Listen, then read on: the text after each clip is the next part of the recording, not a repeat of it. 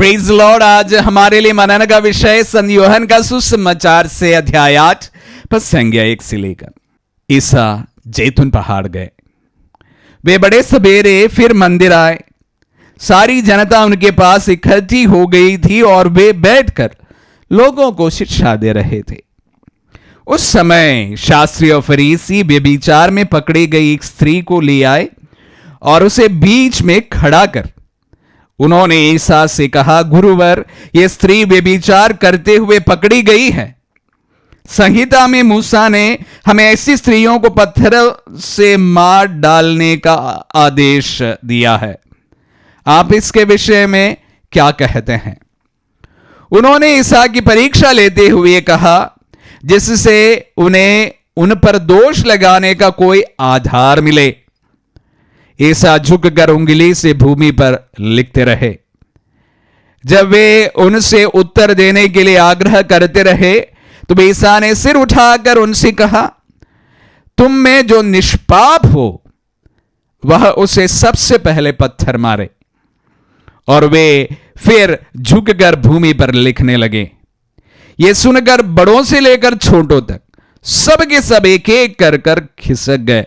ईसा अकेले रह गए और वह स्त्री सामने खड़ी रही।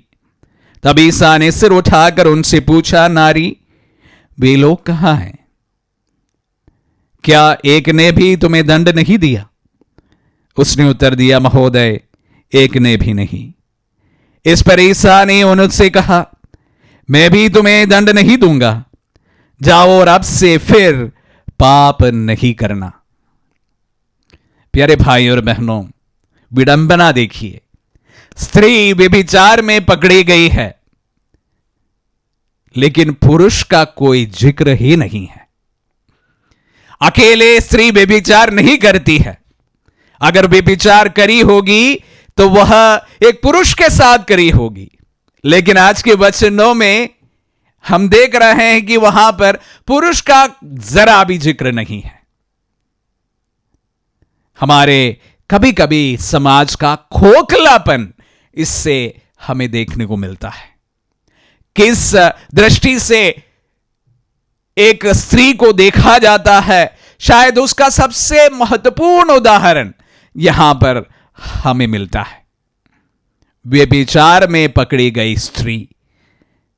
व्यभिचार में अगर स्त्री पकड़ी जाती है तो पुरुष का क्या है? प्यारे भाई और बहनों, हमारे समाज अक्सर कभी कभी इस प्रकार खोखला होता है।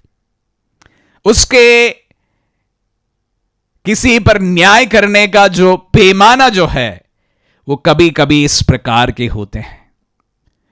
व्यक्ति के धन, उनके स्टेटस और उनका धर्म सभी देकर हमारे समाज अक्सर न्याय का पैमाना नीचे और ऊपर करते रहते हैं। यहां पर भी वही देखने को मिल रहा है। स्त्री पकड़ी गई और स्त्री को मार डालना चाहा, और जबकि वहां पर पुरुष जरूर थे होंगे जिनका जिक्र तक नहीं है। समाज का खोखलापन का सबसे महत्वपूर्ण उदाहरण हमें यहां पर देखना है। 2000 वर्ष पूर्व की कहानी है यह, और आज भी हमारे समाज में इस प्रकार की बातों को हम अक्सर देखते हैं, पढ़ते हैं, और कभी कभी हम भी उसके शिकार होते हैं और कभी कभी हम उसी के साथ खड़े होते हैं। खैर, आज मनन में उस स्त्री के बारे में भी कहना चाहूंगा। डरी सहमी मृत्यु को देखते हुए उस स्त्री कांपती हुई जब प्रभु के सामने खड़ी हुई, क्या विचार उनके मन में आ गए होंगे? उनके मन में नफरत उन तमाम लोगों के लिए जिन्होंने उन्हें वहां पर खींच कर ले आए, उस समाज के विरुद्ध घृणा, जिस समाज ने इस प्रकार एक महिला बनने के लिए उन्हें मजबूर किया। ये तमाम चिंताएं उनके मन को सता रही होगी। सबसे महत्वपूर्ण चिंता मृत्यु उनके सामने है। प्रभु उनके जीवन में क्या कर सकते हैं? प्यारे भाई और बहनों, हम देख रहे हैं कि प्रभु किस प्रकार जो वो है जिसके कारण उस महिला को बचा लेते हैं। दयावान प्रभु दया से द्रवित होकर उस महिला को देखते हैं और वहीं से कहानी का एक दूसरा भाग हमें देखने को मिलता है। वहां उस स्त्री को खींच कर लाने वाले समाज सिर्फ उस महिला का पाप को देखा, कलंक को देखा। एक व्यक्ति को देखने के लिए शायद वह समर्थ नहीं हो सके, लेकिन प्रभु ने क्या देखा? महिला का पाप से बढ़कर एक इंसान को देखा और यहां पर एक इंसान को बचाए जाना है। पाप को नजरअंदाज किया जा सकता है। प्यारे भाई और बहनों, यही सबसे महत्वपूर्ण दया का प्रतिबिंब है। जहां पर गलतियों को नजरअंदाज किया जाता है, इंसान के लिए खड़े होते हैं।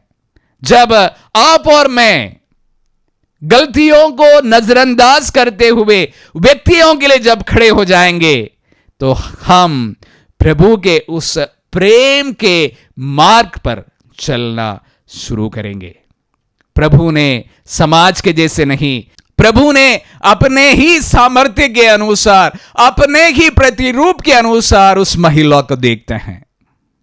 वहां पर दया है, प्रेम है, करुणा है, क्षमा है। प्यारे भाई और बहनों, प्रभु के वचनों को सुनते समय मैं भी आप सबों से यही आह्वान करूंगा कि आप भी, जो लोग आपके साथ में जुल्म करते हैं, जुल्मों को नहीं, गलतियों को नहीं, इंसान को देखने की कोशिश करें। जब हम प्रभु की नजरिया से इंसान को देखने लगेंगे, वहां पर गलतियां छोटा और इंसान बड़ा दिखाई देगा। प्रभु हमें अनुग्रह दे। आमीन।